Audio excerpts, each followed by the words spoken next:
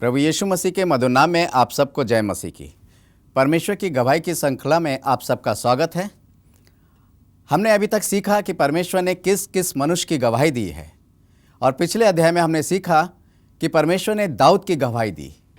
परंतु इस अध्याय में हम सीखेंगे कि परमेश्वर ने दाऊद के बेटे सुलेमान की भी गवाही दी है। सुलेमान के विषय में एक ऐसी गवाही दी है जिसका वर्णन आज के इस समय में करना बहुत मुश्किल होता है।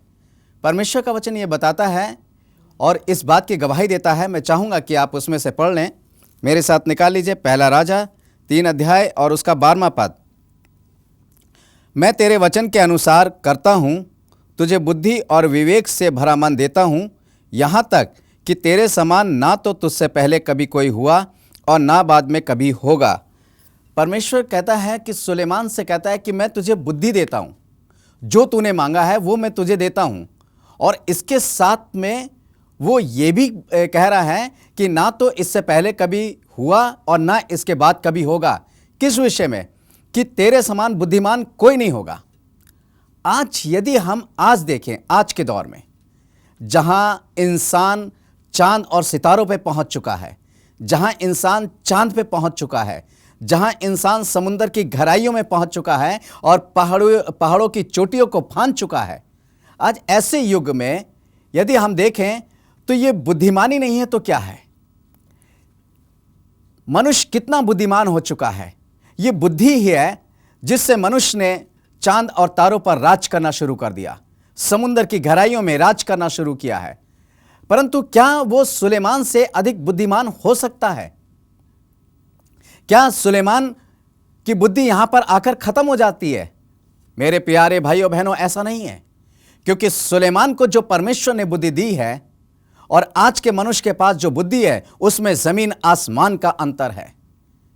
क्योंकि आज का मनुष्य जितनी भी बुद्धिमानी से चीजों को बना रहा है या आविष्कार कर रहा है, वो सब मनुष्य के विनाश के लिए हैं।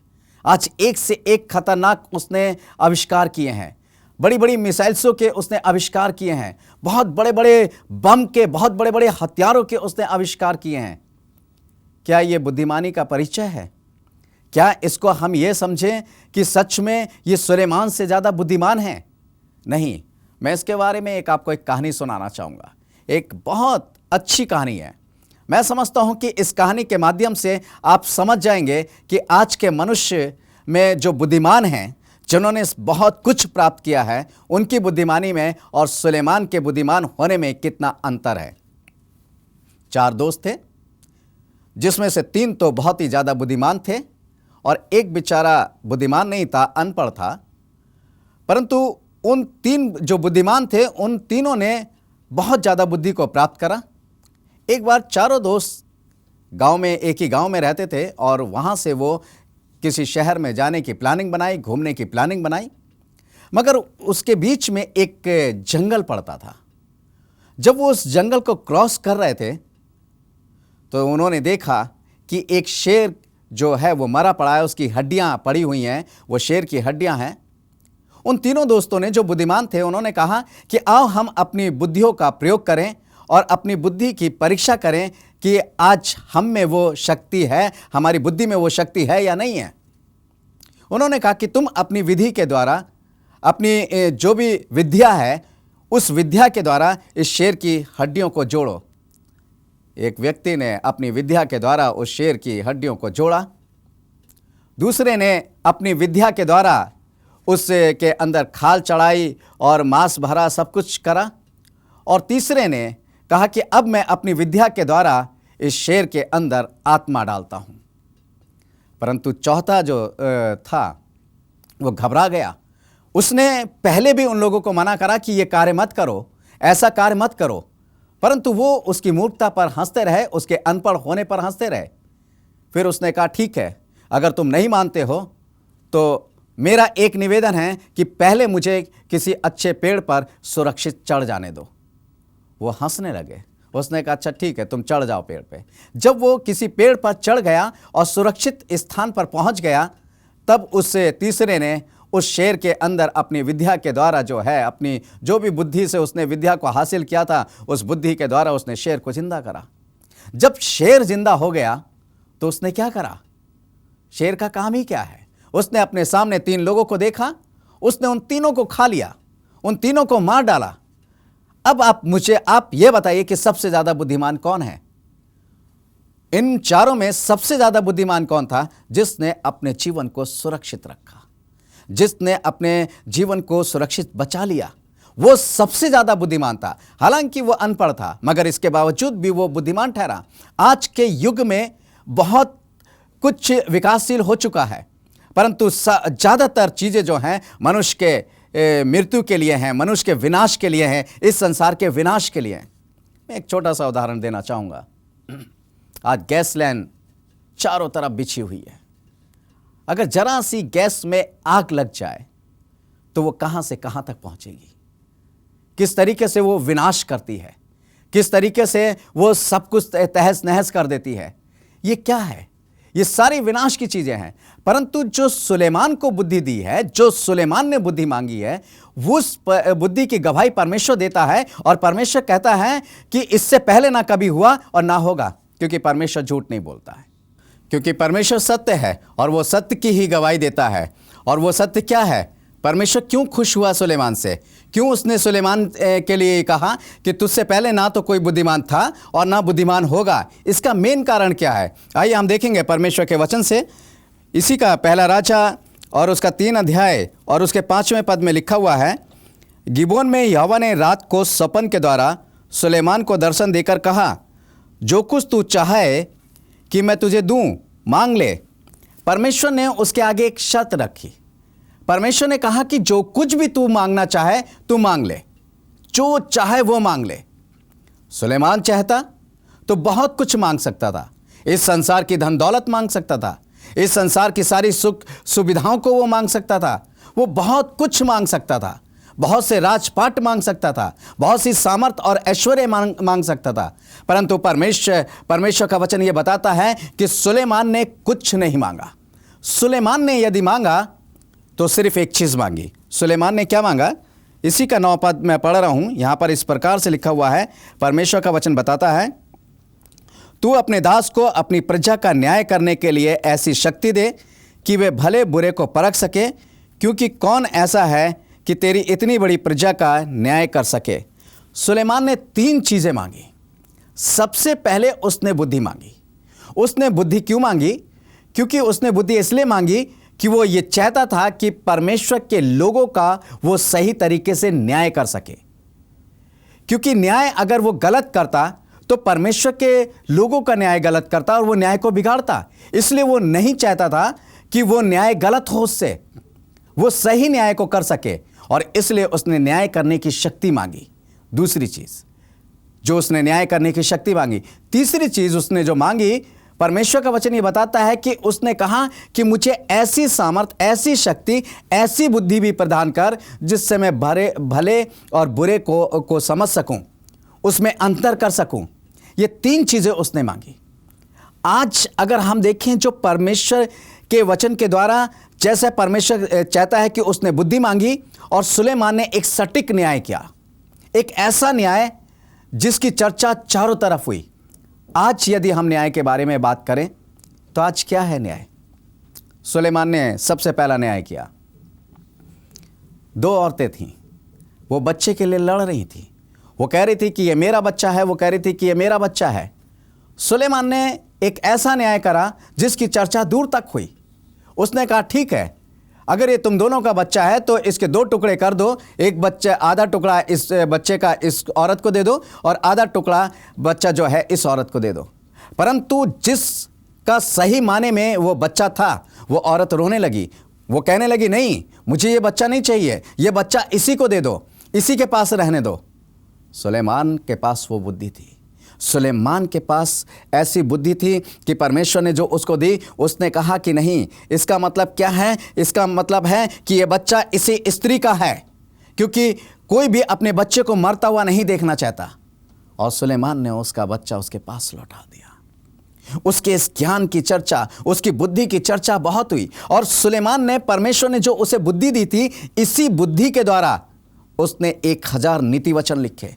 उसने श्रेष्ठ गीत लिखा, उसने सबो उपदेशक की पुस्तक लिखी, उसने बहुत सी ज्ञान की बातें लिखी हैं। परंतु आज हम ज्ञान की बातें कहाँ देखने को मिलती हैं? आज न्याय की बातें कहाँ देखने को मिलती हैं? न्याय के बारे में तो परमेश्वर का वचन बताता है। मेरे साथ निकाल लीजिए आमोस की पुस्तक, उसका 5 अध्याय। सबसे पहले मैं न्याय की बात करूँगा कि न्याय क्या हो गया है। यहाँ लिखा हुआ है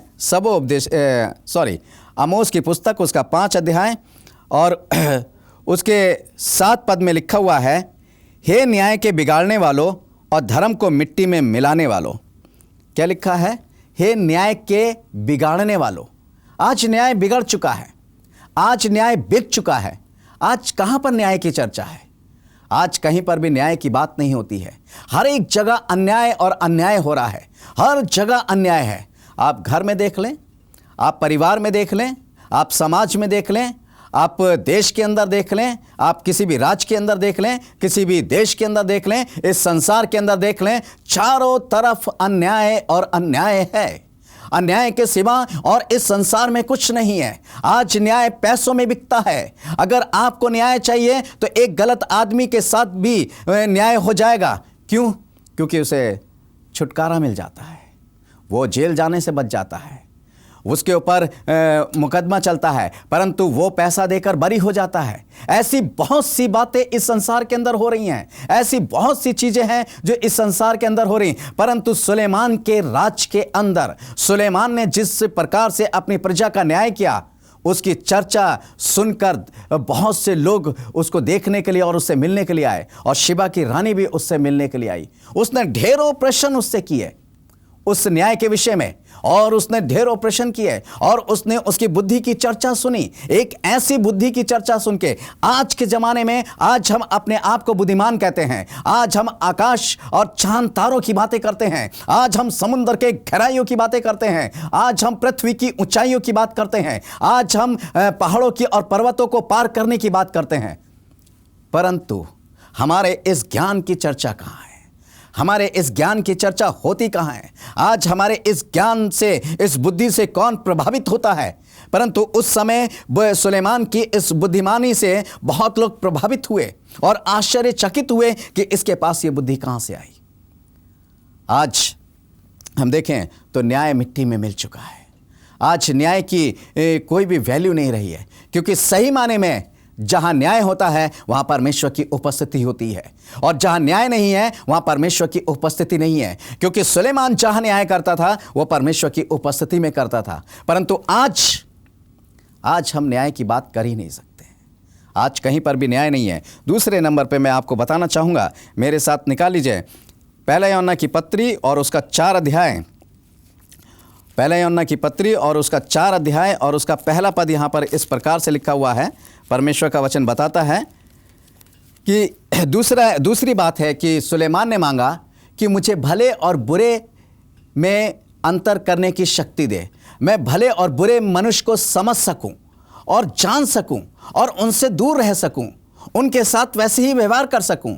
आज परमेश्वर का वचन आज इसी बात की गवाही देता है। अगर आप पहला यूहन्ना की पत्री उसका 4 अध्याय उसके पहले पद को पढ़ेंगे, आइए मेरे साथ पढ़ें, निकाल लीजिए। यहाँ लिखा हुआ है, हे प्रियो, हर एक आत्मा की प्रीति ना करो, वरन आत्मा को परखो कि वे परमेश्वर की ओर से है कि नहीं है, क्योंकि बहुत से झूठे भविष्यवक्ता जगत में निकल पड़े हैं। वो कहता है कि हर एक आत्मा की प्रीति मत करो, अर्थात किससे हर एक पर विश्वास करने की जरूरत नहीं है, परंतु इस बात की जरूरत है कि वो आत्मा परमेश्वर की ओर से है या नहीं है, वो परमेश्वर की है या नहीं है, वो परमेश्वर में चलती है या नहीं है, इस बात को परखो। आज जब हमारे जीवन के अंदर परख नहीं होती है, जब हम भले और बुरे के मनुष्य को परख नहीं सकते हैं, तब क्या होता है? तभी बुराई हमारे जीवन में आ जाती है। आज अगर हम परखने वाली बात करें तो हमारी परख कैसी होती है? मैं आपको बताना चाहता हूं कि हमारी परख कैसी होती है। इस संसार के लोगों की परख बिल्कुल निराली होती है। कोई लोग हों, अच्छे हों, हैंडसम हों, खाते पीते वाले हों, पैसे वाले हों, कार और मोटर में चलने वाले हों और अच्छा रुतबा रखते हों, अच्छी पद पर हों, ऐसों को लोग बहुत प्यार करते हैं, उनसे मिलना पसंद करते हैं, उनके साथ उठना बैठना अपनी शान और शौकत समझते हैं, उनके साथ चलना उनको बहुत अच्छा लगता है। परंतु वो कैसे लोग हैं? कहीं ऐसा तो नहीं कि वह आपका जीवन बर्बाद कर रहे हैं? कहीं ऐसा तो नहीं कि आपको अपने खाने पीने के चक्कर में डालकर, अपने रुतबे को दिखाकर, अपने पैसे कौड़ी को दिखाकर वो आपको क्या कहते हैं, गुमराह कर रहे हैं? हाँ, ऐसा हो सकता है और होता भी ऐसा ही है कि गुमराह किया जाता है। आज इंसान जो है इसी बात से, इस चीज को देखता है और सोचता है कि ये बहुत अच्छा है, परंतु नहीं मेरे प्यारे भाइयों बहनों, यदि किसी भी इंसान के जीवन के अंदर बुराई नहीं है, भलाई है और परमेश्वर का भय है, परमेश्वर का डर उसके जीवन में है और वो परमेश्वर के साथ संगति बना के चल रहा है, चाहे वो कितना भी गरीब क्यों ना हो, कितना भी कैसा भी व्यक्ति क्यों ना हो, उसकी समाज में कोई इज्जत हो या ना हो, वो समाज में बिल्कुल तिरस्कार किया गया व्यक्ति है, ऐसे व्यक्ति को परखना और उसको अपना साथी बनाना, उसके साथ चलना गौरव की बात है। इससे इस संसार के लोगों के गौरव की बात नहीं करता, क्योंकि आकर्षण जो है वह हमेशा भ्रमित करता है। आकर्षण जो है हमेशा गलत दिशा में ले जाता है। क्या हुआ था अदन की वाटिका में? आप जानना चाहेंगे क्या हुआ था अदन की वाटिका में? आप जानते हैं कि क्या हुआ था अदन की वाटिका में? अदन की वाटिका में जिस पेड़ के फल को परमेश्वर ने खाने के लिए मना करा था, हवा का रुख उसकी तरफ था। हवा उसकी तरफ आकर्षित हो गई थी। वो देखने लगी, जब वो ध्यान से देखने लगी, वो उसको चाहने योग्य लगने लगा, वो उसको बहुत ही बुद्धि देने के चाहने योग्य लगने लगा, वो उसके अंदर बहुत खूबियां नजर आने लगी और हवा जो थी पूरी तरीके से उसकी तरफ आकर्षित हो गई, क्योंकि शैतान ने पूरी तरीके से उसको उसकी तरफ आकर्षित कर दिया था। आज ऐसी बहुत सी आकर्षित करने वाली वस्तुएं, ऐसी बहुत सी आकर्षित करने वाले लोग इस संसार के अंदर पाए जाते हैं। आपको अपनी तरफ खींचेंगे, उनकी चमक आपको अपनी तरफ खींचेगी, उनकी चकाचौंध की चीजें आपको अपनी तरफ खींचेंगी और आपको विनाश के गड्ढे में ले जाके डाल देंगी। ऐसी बहुत सी सत्य घटनाएं हैं, ऐसी बहुत सी सत्य घटनाओं पर आधारित बहुत से लोगों के जीवन बर्बाद हो चुके हैं। बहुत सी बातें इस संसार के अंदर देखने को मिलती हैं। यदि इसके बावजूद भी, हम देखने के बाद भी, हमारे समझने के बाद भी अगर हम नहीं देखते और परखते हैं तो हम क्या हैं? हमारे पास सही माने में परखने की बुद्धि नहीं है। हम हवा के समान हैं कि बिना सोचे समझे हम दूसरों की बातों में आकर अपने जीवन को बर्बाद कर सकते हैं, बर्बाद कर देते हैं। और ये अब से नहीं हो रहा, ये हवा के समय से हो रहा है, आदम और हवा के समय से, कि हम दूसरों की बातों में आकर और बिना उसको जाने, बिना उसको परखे, हम उनकी बातों में आकर और उस चकाचौंध की जिंदगी को पाने के चक्कर में उसके अंदर चले जाते हैं और अपने जीवन को बर्बाद कर देते हैं, अपने बच्चों के जीवन को बर्बाद कर देते हैं, अपने परिवार को बर्बाद कर देते हैं, अपने परिवार को बिखेर के रख देते हैं ऐसे संसार की चकाचौंध की चीजों में और ऐसे संसार के चकाचौंध के लोगों की तरफ आकर्षित होकर। मेरे प्रिय भाइयों बहनों, मैं आपको बताना चाहता हूं, परमेश्वर ने जो बुद्धि सुलेमान को दी, उसी बुद्धि के द्वारा परमेश्वर ने वही बुद्धि हमें भी दी है और परमेश्वर यही चाहता है कि उसी बुद्धि के अनुसार हम इस बात को जांचें, हम न्याय करें, एक सटीक न्याय। हम इस बात को जांचें कि भला कौन है और बुरा कौन है। हमारे अंदर ये परख होनी चाहिए। यदि नहीं है तो हम परमेश्वर के करीब बिल्कुल भी नहीं पहुंच सकते हैं। मैं आपको बुद्धि के बारे में कुछ एक दो बातें और बताना चाहूँगा। मेरे साथ निकाल लीजिए नीति वचन 2 अध्याय और उसका 6 पद। यहाँ पर इस प्रकार से लिखा हुआ है, नीति वचन उसका 2 अध्याय और उसके 6 पद में क्योंकि बुद्धि यहोवा ही देता है, ज्ञान और समझ की बातें उसी के मुंह से निकलती हैं। परमेश्वर का वचन क्या कहता है? बुद्धि कौन देता है? आपको ये संसार में ज़्यादा पढ़ लिख जाने से या बहुत हाई एजुकेशन को प्राप्त कर लेने से बुद्धि नहीं होती है। लिखा है कि परमेश्वर जब तक बुद्धि ना दे तब तक वो बुद्धिमान हो ही नहीं सकता है। परमेश्वर सुलेमान से खुश क्यों हुआ? वो सुलेमान से इसलिए खुश हुआ क्योंकि उसने और कुछ नहीं मांगा, उसने सिर्फ बुद्धि मांगी। और उसने कहा, देख, यदि तूने धन दौलत नहीं मांगा, तूने इस संसार के राज्य को नहीं मांगा, तूने संसार की चीज़ों को नहीं मांगा, इसलिए मैं तुझे ये सारी चीज़ें भी देता हूँ। वो सब कुछ दिया उसने सुलेमान को, सारी चीज़ें उसने दी कि जो कुछ सुलेमान ने नहीं मांगा वो दिया। परमेश्वर खुश हुआ और परमेश्वर ने उसकी इस बात की गवाही दी। आज परमेश्वर मेरे और आपके जीवन से क्या चाहता है कि मैं और आप भी उससे वही बुद्धि मांगे ताकि हम बुद्धि के अनुसार अपने जीवन को जिएं। मगर हम मांगते क्या है? हे परमेश्वर हमारे पास एक अच्छा फ्लैट हो, हे परमेश्वर हमारे पास मोटर गाड़ी हो, हे परमेश्वर हमारी जिंदगी ऐसी हो कि बहुत ऐशो आराम से कटे, हे परमेश्वर हम चाहते हैं कि हम बहुत ऊंचे उठें, हे परमेश्वर हमारे पास सारी चीज़ें हों। मगर नहीं, हमें चाहिए कि हम परमेश्वर से वो मांगे, क्योंकि बुद्धि क्या है। अगर आप नीति वचन 1 अध्याय उसका 7 पद पढ़ेंगे, यहाँ पे परमेश्वर का वचन कहता है, नीति वचन 1 अध्याय उसके 7 पद में, यहोवा का भय मानना बुद्धि का मूल है, बुद्धि और शिक्षा को मूढ़ लोग ही तुच्छ जानते हैं। क्योंकि परमेश्वर, बुद्धि क्या है? बुद्धि का आरंभ कब होता है? परमेश्वर का भय मानना। जब हम परमेश्वर का भय मानना शुरू करते हैं तो बुद्धि का विकास हमारे जीवन में होने लगता है। हमारे जीवन के अंदर बुद्धि का विकास होने लगता है। आपने देखा होगा, बहुत से बच्चों को देखा होगा, हाँ, बहुत से लोग कहते हैं कि हमारे बच्चे की बुद्धि का विकास नहीं हो रहा है, हमारे बच्चे की बुद्धि का विकास रुका हुआ है, उसकी बुद्धि जो है बहुत लो है, उसके पास बुद्धि है नहीं, वो बुद्धि से काम नहीं करता है, क्योंकि उसके पास दिमाग नाम की कोई चीज़ नहीं है। आखिर ऐसा क्यों? क्या आपके पास बुद्धि है? आपके बच्चे के पास तो चलिए वो इस तरीके से पैदा हुआ है कि उसके पास दिमाग की कुछ कमी रही होगी कि वो बुद्धि का विकास नहीं हो रहा है। परंतु क्या मैं ये पूछना चाहता हूं कि आपके पास बुद्धि है? अगर यदि आपके पास बुद्धि है तो परमेश्वर का भय सबसे पहले होना चाहिए। इसका मतलब परमेश्वर का भय नहीं है तो हमारी बुद्धि का विकास कैसे हो रहा है? हमारी बुद्धि का विकास तो हो नहीं रहा है, परंतु हम दूसरे की बुद्धि की चिंता कर रहे हैं कि हमारे इस बच्चे की या हमारे इन लोगों की बुद्धि का विकास नहीं हो रहा है, इसके बारे में आप कुछ करें। हम क्या कर सकते हैं? आप कर सकते हैं परमेश्वर का भय मानकर, आप कर सकते हैं परमेश्वर पे भरोसा रख के, आप कर सकते हैं परमेश्वर पे संपूर्ण विश्वास रख के, आप कर सकते हैं परमेश्वर से घुटने टेक कर मांग कर। आप परमेश्वर से घुटने टेके और मांगे कि परमेश्वर तू मेरी बुद्धि का भी विकास कर और मेरे बच्चे की भी बुद्धि का विकास कर, मेरे भी बुद्धि का विकास कर और मेरे लोगों की भी बुद्धि का विकास कर। आप जानते हैं जो बुद्धिमान होते हैं, परमेश्वर का वचन इस बात को बताता है। अगर आप मत्ती की इंजील उसका 7 अध्याय पढ़ेंगे तो वहाँ पर लिखा हुआ है कि बुद्धिमान ने अपना घर चट्टान पे बनाया, एक ऐसे चट्टान पर, एक ऐसी मजबूती पर जो आंधी आए, तूफान आए, यानी परेशानी आए, दुख आए, मुसीबत आए, गिर नहीं सकता है। परंतु जो मूर्ख लोग होते हैं उनका घर ऐसे बालू पर बना होता है कि आंधी पानी आते हैं और ढह जाते हैं। आज का इस संसार के लोग जो अपने आप को बुद्धिमान समझते हैं वो ऐसे ही मूर्ख हैं, क्योंकि उन्होंने अपना घर बालू पे बनाया है और बालू पे बनाने के साथ वो विनाश के गड्ढे में खुद पड़ेंगे और बहुत से लोगों को भी विनाश के गड्ढे में डालेंगे। परंतु बुद्धिमान अपना घर चट्टान पे बनाता है और परमेश्वर का वचन इस बात को बताता है कि बुद्धिमान ने अपना घर चट्टान पे बनाया। और हमारी चट्टान कौन है? हमारी चट्टान है हमारा प्रभु यीशु मसीह।